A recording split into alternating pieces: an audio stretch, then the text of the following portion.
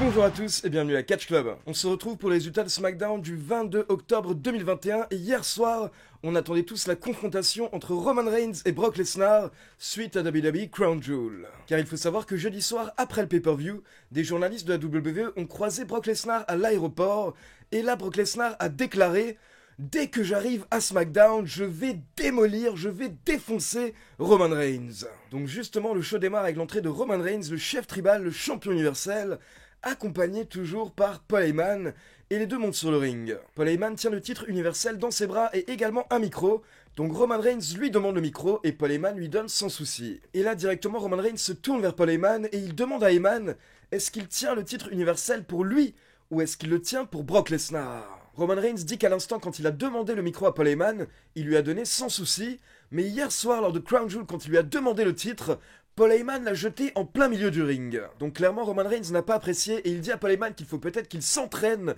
donc il demande à Paul Heyman de lui donner le titre universel. Donc Paul Heyman lui donne le titre et il essaie de lui montrer qu'il le respecte, qu'il l'admire et qu'il est toujours sous ses ordres. Roman Reigns prend son titre puis il dit à Heyman, écoute, t'es pas très bon à ton job, t'es pas génial, mais moi, je le suis.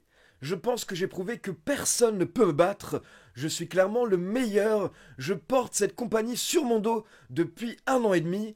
Je suis le chef tribal. Je suis le plus grand champion universel de tous les temps. Le chef tribal commence à faire la liste de tous les catcheurs qu'il a battus ces derniers mois comme Finn Balor, Edge, Daniel Bryan, Cesaro ou encore John Cena. Puis il demande à Paul Heyman de lire la déclaration de Brock Lesnar qui a eu lieu hier soir après Crown Jewel. Donc Paul Heyman lit le petit message où Brock Lesnar dit qu'il va démolir Roman Reigns. Et là, Roman Reigns rigole. Reigns répond que c'est lui qui dirige la WWE et il n'ira nulle part. Et ça le tente bien de botter les fesses de Brock Lesnar 2 soirs de suite. Donc il demande à la foule s'il souhaite voir Lesnar. La foule répond oui, bien entendu. Donc Roman Reigns répond à ce moment-là: acceptez-moi. Et derrière, Roman Reigns se tourne vers la rampe d'entrée, il attend Brock Lesnar. Mais Brock Lesnar ne fait pas son entrée. Donc Roman Reigns reprend le micro et il suppose que Brock Lesnar a peur de lui. Mais Roman Reigns déclare que ce soir il ne quittera pas le ring tant que Brock Lesnar n'est pas là. Donc on a le droit à quelques pubs et derrière on retrouve Roman Reigns toujours dans le ring en train d'attendre pendant que le public scande on veut Lesnar. Et là Roman Reigns répond qu'il veut également Brock Lesnar, mais apparemment Brock Lesnar a peur. Donc il est temps pour Roman Reigns de s'en aller. Mais là d'un coup, la musique de Brock Lesnar retentit et The Beast fait son entrée. Et directement on peut voir Paul Heyman qui n'est pas bien, il se tient le visage, il n'est pas rassuré. Brock Lesnar fonce dans le ring, et là Roman Reigns tente de lui mettre un coup de ceinture, mais Brock Lesnar l'évite, et ça part en bagarre. Et là on est sur une domination totale de Brock Lesnar, donc coup de la corde à linge, les deux catcheurs sortent en dehors du ring, et là Brock Lesnar prend un bout des escaliers en métal, au passage il regarde Paul Heyman, et il lâche un petit sourire, puis Brock Lesnar met un coup à Roman Reigns avec les escaliers en métal. Puis Lesnar se prépare pour porter un F5 sur Roman Reigns à travers la table des commentateurs. Mais là, Roman Reigns est sauvé, bien entendu, par les Usos. Sauf que hier soir, même les Usos ne pouvaient rien faire face à Lesnar qui était beaucoup trop vénère. Donc Brock Lesnar se débarrasse des Usos, puis il pousse un caméraman et il lui prend sa caméra. Et d'un coup, il la jette violemment sur Roman Reigns, mais heureusement, Roman Reigns s'enlève au dernier moment, sinon il perdait sa tête. Et donc là, clairement, ça va trop loin, donc nous avons des officiels et des arbitres qui viennent tenter de calmer Brock Lesnar, mais Lesnar chope un arbitre et il le jette, puis derrière il prend un officiel qu'il jette sur la table des commentateurs, et j'imagine que vous avez reconnu qu'il s'agissait de Sean Devary. Et derrière nous avons une deuxième vague avec l'officiel Adam Pearce qui arrive avec plein de catcheurs pour calmer Lesnar. Mais au départ, Lesnar ne se calme pas, il défonce Angel Garza, Humberto Carrillo et Reginald. Puis au final, il se calme, car pendant ce temps, Roman Reigns et la Bloodline ont pris la fuite.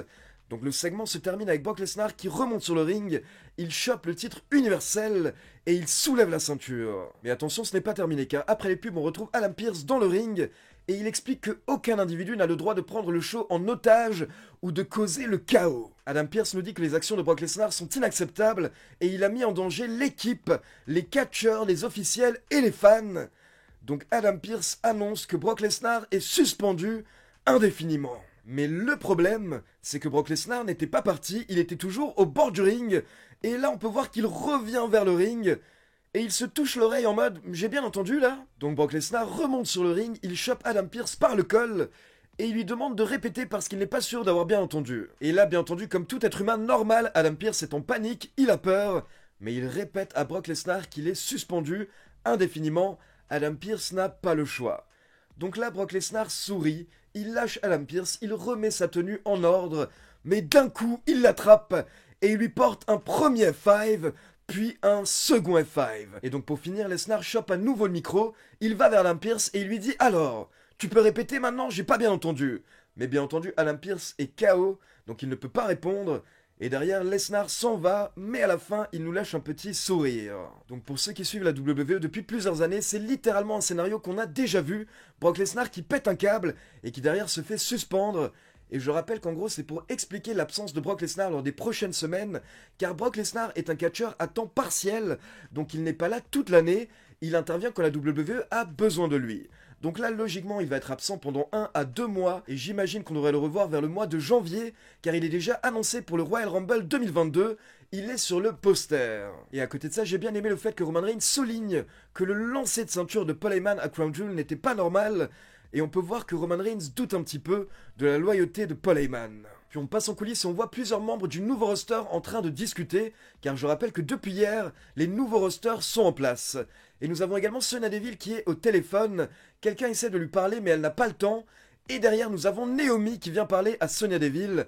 Naomi dit que ce soir elle veut son match 1 contre 1 contre Sonya Deville, mais Sonya Deville n'a pas le temps donc elle lui dit gentiment d'aller dégager. Puis derrière nous avons Drew McIntyre qui vient voir Sonya Deville, et il dit qu'il espère que ça ne la gêne pas, mais ce soir, il compte lancer un Open Challenge pour voir qui a les balls de l'affronter. Et donc juste une petite précision avant de continuer, il faut savoir que hier soir, le segment entre Brock Lesnar et Roman Reigns a pris les 36 premières minutes des 2 heures de SmackDown, donc plus d'un quart du show, mais honnêtement je n'ai même pas vu le temps passer, parce que c'était vraiment intéressant et passionnant, il y avait beaucoup d'action, il y avait beaucoup de suspense. Et quand on voit Brock Lesnar défoncer tout le monde, honnêtement, on adore. Et donc derrière, on enchaîne avec l'entrée de McIntyre. McIntyre qui nous dit qu'il en a marre du bullshit. Donc maintenant, il veut se battre. Il lance son Open Challenge et c'est Sami Zayn qui répond. Et pour info, Sami Zayn a un nouveau thème d'entrée. Et là, Sami Zayn commence à faire l'ancien. Il dit qu'il fait partie des catcheurs qui sont à SmackDown depuis le plus longtemps. C'est un des piliers de SmackDown. Et certes, Drew McIntyre est un ancien champion WWE. Mais à SmackDown, c'est un rookie, c'est un noob, c'est un débutant. Donc Sami Zayn accepte l'Open Challenge. Donc c'est parti pour Zayn contre McIntyre et honnêtement, Sami Zayn n'a pas été ridicule. Certes, McIntyre a dominé une grande partie du match, mais Sami Zayn a tout de même eu 2 ou 3 petites phases offensives et vers la fin, il était en train de dominer, donc il commence à lancer le décompte pour porter son Helluva Kick et en même temps, il était en train de se moquer du décompte de McIntyre. Donc Sami Zayn fait 3, 2, 1, il commence à courir, mais là McIntyre se relève et il contre Sami Zayn avec un Claymore Kick pour la victoire. Donc bon, c'est plutôt logique j'ai envie de dire, car McIntyre fait partie des plus grands noms de la fédération, donc c'est normal de lui donner une victoire lors de son premier soir à SmackDown. Ensuite, on enchaîne avec une petite cérémonie, le couronnement du nouveau King of the Ring, Xavier Woods. Donc on a le droit à tout un décor dans le ring, puis d'abord nous avons le droit à l'entrée de Kofi Kingston, et ensuite le nouveau roi, King Xavier. Donc là, on a eu le droit à un petit segment qui a duré entre 5 et 10 minutes, où Kofi a donné la cape, le sceptre et la couronne à Xavier Woods. Et derrière, on a eu le droit à un petit speech, mais honnêtement, il s'est littéralement rien passé pendant tout le segment. C'est directement la remarque que je me suis faite. J'aurais bien aimé par exemple que ce soit un petit peu divertissant, qu'il y ait des blagues, qu'il y ait de l'humour, ou alors que par exemple il y ait une attaque pour lancer directement une rivalité entre Xavier Woods et quelqu'un d'autre. Mais là, littéralement, il s'est rien passé. Ils sont venus sur le ring, Xavier Woods a mis sa couronne, puis ils sont repartis. Et il n'y avait même rien de divertissant. Donc vraiment, j'ai trouvé ce segment éclaté et surtout très inutile. Ça aurait été bien d'utiliser ces quelques minutes pour faire quelque chose avec Xavier Woods. Ensuite, il faut savoir que hier, la WWE avait annoncé que lors de SmackDown, on aurait une autre cérémonie pour effectuer un échange de ceinture entre Charlotte Flair et Becky Lynch. Donc justement, on passe en coulisses et on retrouve Becky Lynch qui nous dit que ce soir, au lieu d'échanger les ceintures, peut-être qu'on pourrait avoir le comeback de Becky Two Belts. Derrière, on enchaîne avec une petite vignette qui nous annonce que Xia Ali va bientôt faire ses débuts à SmackDown. Puis on enchaîne avec un match revanche de Crown Jewel avec Mansour contre Mustafa Ali. Et hier soir, ça a été encore plus simple pour Mansour qu'à Crown Jewel, car au bout d'environ 2 minutes, il a contré un sunset flip de Mustafa Ali avec un tombé pour la victoire. Puis derrière, on a le droit à un petit montage avec quelques vidéos des nouveaux catcheurs de SmackDown, notamment Ridge Holland, Aliyah Humberto Carrillo et Angel Garza. Et donc derrière justement on a le droit au début d'un nouveau clan du côté de SmackDown.